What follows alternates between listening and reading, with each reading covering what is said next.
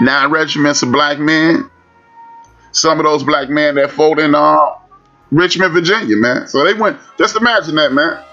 We ain't talking about no jets. We ain't talking about no super trains and nothing like that. There wasn't no Amtrak back then. You know what I mean? They came out west, established it, and made people bow down.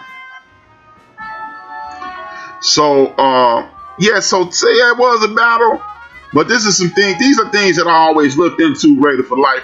If you like, I get at you. We Facebook friends. I get that information to you at some point today. But I'm a history buff, Raider for Life, man. When I'm into something, I look into it, and this is just information that I had in my head. I don't know if you've ever heard me speak about my parents. My parents were freedom fighters, Raider for Life. Both my parents were members of the Black Panther Party of Self-Defense. And my mom, God rest her soul, as great as she was, as a kid, I hated it. But it's doing hella good for me now. My mom used to call spring break cleanup week. And during cleanup week, me and my sisters, we had to write book reports about black history. And it was things like this that I had to do, and I hated it as a kid. Like, what the hell? All the kids outside playing, what let me hear read? So it's things like that that are still stuck with my head, Raider for Life. So I will get that information to you though, bro. I will definitely get that information to you. But like I was saying, man, it's called a Trail of Tears. The reason I'm going through this Trail of Tears thing, because I want you to understand how powerful our ancestors are, how the universe is working with us to overcome what we have to do. And thank you, Raider for Life, for engaging. Y'all know I like to engage in the chat room. I'm going through this Trail of Tears thing. It's walking you through history, because I think it's important that we know this part. So President Jackson, old racist ass, he moves the people who are known as Indians or Native Americans, the Aboriginals of North America, west, pretty much to get them out his hair. Like, get going out there, man. We don't need you, motherfucker. Get out of here. And, doing this mass exodus,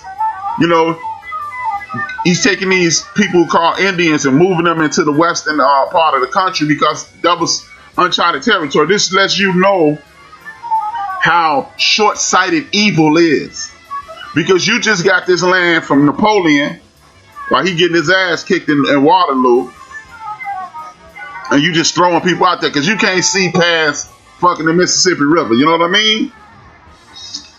And he got Cherokees moving over there. They got slaves, Seminoles.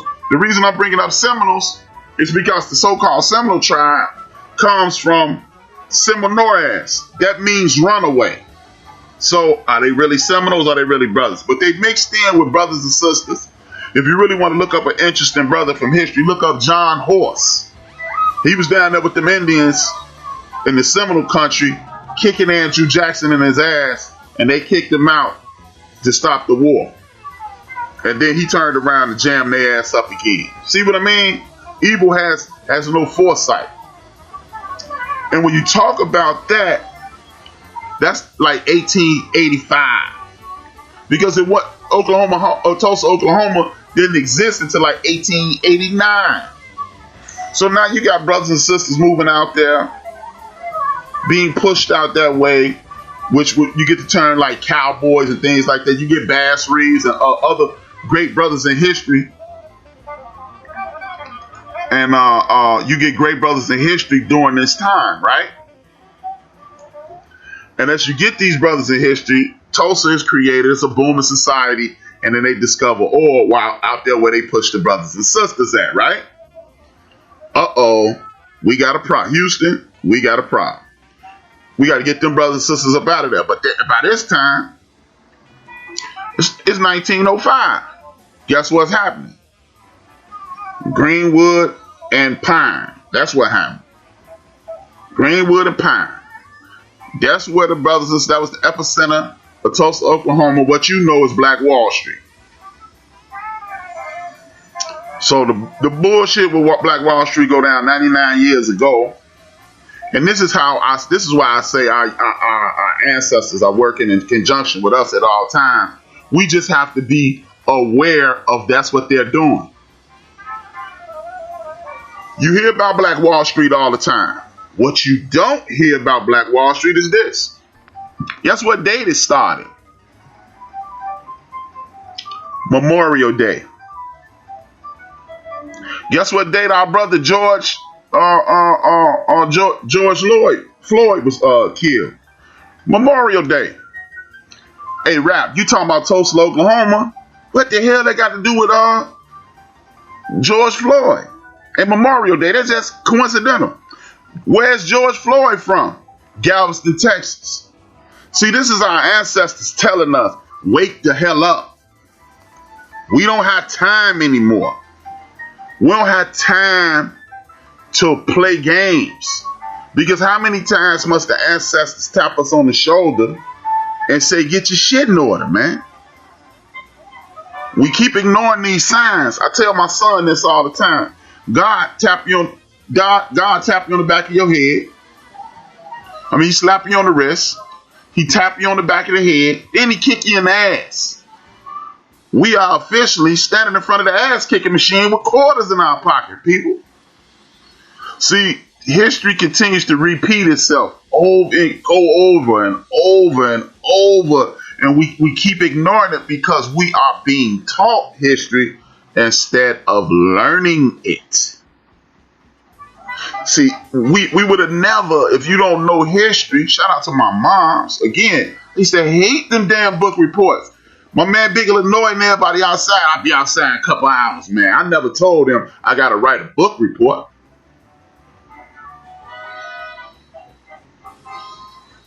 I never told him that.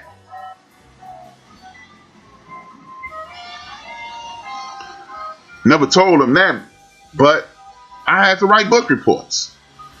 But now this information is embedded in me, and I'm proud to know it now. So we got to start getting on our kids to learn history. But one of the reasons, not just to show the destruction that left in Tulsa, Oklahoma, not just to talk about the tyranny that was rained upon us when you got the National Guard dropping bombs on us, pretty much napalm at that time. But I want to talk about the 12 churches that was in the Greenwood and Pine area. I want to talk about the 4 drug stores. I want to talk about the 31 restaurants, the 5 hotels, the 24 grocery stores, the hospitals, and the thousands of homes that were lost. The fact that the Freedmen's Bureau had beat us out of our money, so we didn't trust banks. So we kept our money in our savings in our houses, and when they burned down our houses, we lost everything. But now we got banks like One United that the sister Karen Hunter, God rest her, praise God, is starting a $1 billion challenge so we won't have incidents like that anymore. So salute and respect Juneteenth, man.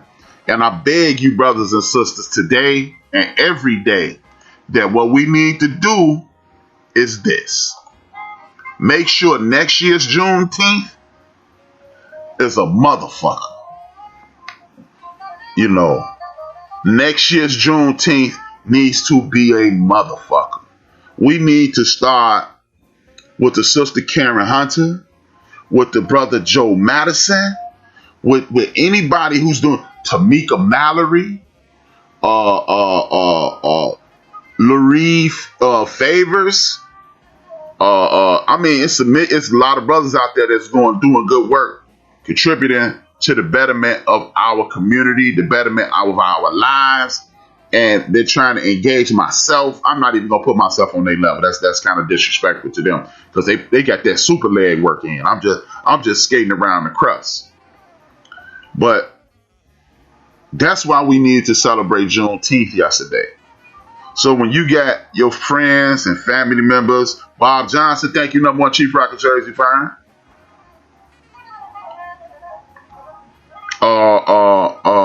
So when somebody steps to you and say, man, I don't really know about that, you can either guide them to my show or guide them to some of them brothers and sisters I just named. Because, man, it's a lot of greatness in our community. Yeah, some of our young people walk around with their pants hanging off their behinds. Yeah, some of our sisters out here reckless. Yeah, there's a lot of negative out there that you could focus on. But for every young man who looking like a damn fool to me with his pants hanging off his ass, there are 50 young men who doing the right thing. For every young lady who's acting a fool on one of them social media, one of them Facebook videos or whatever, it's 1,000 sisters that graduated from college and has they graduated from college and has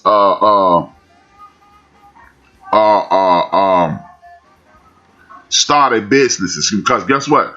The most educated force in America today, the black woman. The greatest the greatest inventor of jobs in big industry today, the black woman. So where the sisters may feel like they're being disrespected at an alarming rate, brothers like Rap and other good people out here, and I know a lot of my listeners and my I don't call y'all followers, I call y'all support group. My support group, we love the sisters. We got mad respect for y'all. So I just want to start to show off with that. So when people ask you, when people come to you and say ignorant ass shit like, oh man, that's just some shit, blah, blah, blah, blah. You know, it's always a naysayer somewhere. It's motherfucker it's a crab somewhere. So, you know, crabs. We gonna move away from y'all. That's what we gonna do. And we gonna continue to build, man, because the country is a crab at this point, looking at our community. We surrounded by crabs. We got damn red lobster up in this motherfucker, man. So I want to start off my show like that. And then I want to kick this president in his ass. President Donald J. Trump, and I'm not finna be calling him 45, 38, 357 and all. I'm not finna do that. He President Donald Trump. The reason I call him President Donald Trump, because I ain't letting him off the hook. I want white America that voted for him and them suckers from our community and other communities that voted for him. I want y'all to know, y'all made him president. Y'all did this shit to us. So there you have it. There you have it. I'm not skating around it no more. He is the president of the United States. He is the worst president in the history of the United States. It ain't like we had a bunch of patting us on the back, sliding us $5 anyway. But you got a white supremacist. Y'all voted for a white supremacist. I want my brothers and sisters to understand the country voted for a goddamn white supremacist, and that's how they feel about your black ass. And for those who are offended by my profanity at times, I'll tell you this, man. If my mom was listening, I probably wouldn't be cussing. I ain't gonna lie. But I'll be 50 years old in a little more than a month. But and you know what? I probably would be. I just tell her sorry when I get off there. But people who offended by the profanity or put oh man, he shouldn't curse so much. Look, I don't do the code switch and get down. I don't do that. It's rap. I don't play podcasts. I don't play radio. If you meet me in the streets, this the same dude you gonna meet, man. Rap. My homies call me B. You know, people in my family know me. Know me as Brian. You know what I'm saying? I got like Big Illinois say. He got about 10,000 nicknames. But you know, this the dude you gonna meet. So I don't do the code switching and codes. You know, and oh man, you should speak like that, rap. Like my man Big Illinois. I think Jungle just said something. He said a sentence, but Big Illinois said, "Fuck that, we all adults." I'm gonna get back to Jungle in a second. But code switching ain't for me, man. And my vernacular or my cadence is not for the you know, it's not representative of my intellect. It's not a rudimentary example of my intellect. It's a maximizing of my culture. I come from